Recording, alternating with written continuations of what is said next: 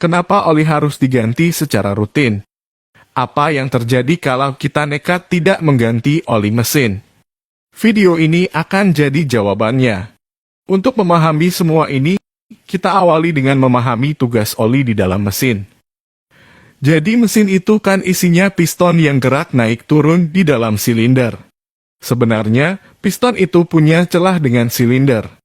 Jadi, baik piston dan silinder itu sebenarnya tidak saling bergesekan. Tapi kalau ada celahnya, kompresinya pasti akan bocor.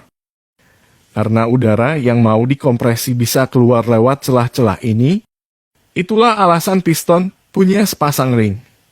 Ring ini akan merapatkan celah tersebut.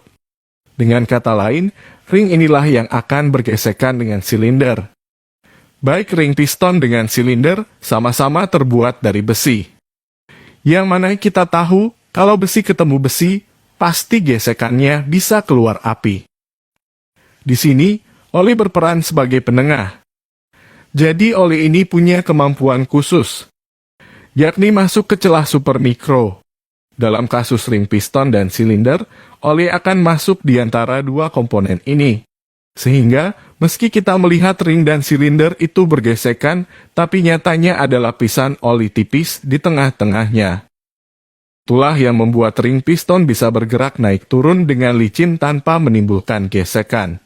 Ketika terjadi pembakaran, maka ada material sisa pembakaran yang melekat pada dinding silinder. Ketika piston bergerak ke atas, maka material sisa pembakaran yang ada pada dinding silinder bisa bercampur dengan oli yang ada di dalam ruang engkol. Material sisa pembakaran ini memang jumlahnya sangat sedikit.